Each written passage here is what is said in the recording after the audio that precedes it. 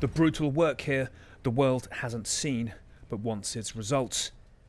From the West, they have words and weapons of support, but out here, it's them alone. In searing heat, cloaked in dust. In the southern counteroffensive near Orkhiv, Ukraine has the initiative.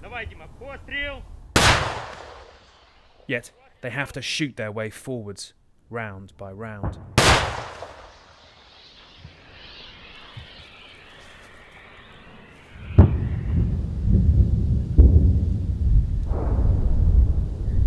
The Russians are just past the building on the horizon. Let's keep moving, guys. They're very anxious we leave. We're the first journalists to reach this part of Ukraine's counteroffensive push south towards Robotyne. So they're pretty sure the tank was spotted by the Russians, and so now we're moving fast out of here because they're expecting return fire. The losses from their early assaults evident. This a destroyed US-supplied Bradley armoured vehicle. In this thick dust, these tankers moving forwards to fire at Russian positions, which they say are beginning to look in peril as Ukraine's southern counter-offensive pushes forwards. The 15th National Guard have lost many friends here, but also gained ground. It has been incredibly tough, but some faces we saw over the past week have brightened. Robotyne has got closer. Some of the assessment of their fight and the tools given towards it grates here. They're being expected to do things no NATO army would attempt with equipment they'd scoff at. The Humvee we travel in, with tyres so threadbare, no American soldier would be expected to drive it. They have no time for armchair assessments that they're failing. Вони помиляються. У нас є успіхи, але все залежить від того, як вони закріпилися. Перше, це недооцінення противника. And that underestimation is visible here, in the nearest town of Orkhiv, pummeled by the main problem, Russian air superiority and the half-ton bombs they drop. At any moment, it may not matter how much cover you have. We take cover in a basement. One day, 20 rockets hit in as many minutes. The wait now is for what they think is another missile to come in and land.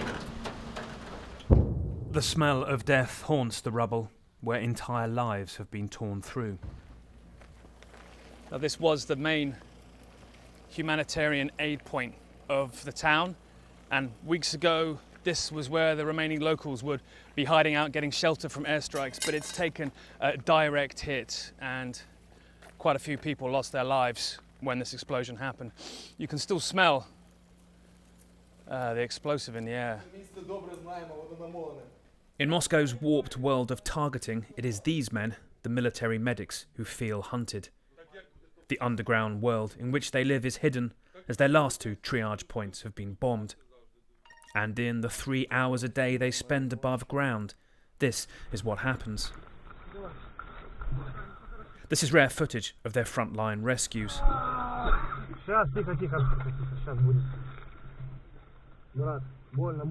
The painkillers, clearly not enough.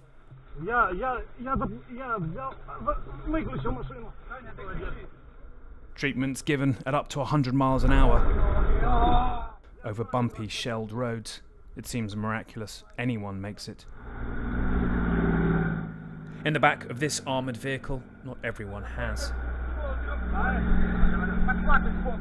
These transfers perilous, their vehicles bunched together, perhaps visible to Russian jets. Sometimes they don't all come back. On Friday, fellow medic Andrei, aged 33, was hit by artillery. They buried him Monday. Туди ми відразу виїхали, водія забрала інша бригада, а мені дісталось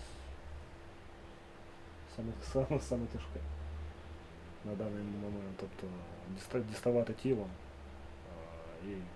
і доставляти його до відповідного заходу. сім'я, батьки, мати, то вони наразі тимчасово окупована територія Запорізької області. Вони не змогли навіть приїхати фактично на поховання. Down here, death is far too close, and they seem to shut it out. Коли як? Якщо десь, я не знаю, напевно, далі 100 метрів, то вже не звертаємо увагу. Якщо десь рядом, то тоді у нас просто історичний сміх. Да. Я завжди всіх кажу, ми всі помремо. Але трошки пізніше, колись там, років через 50.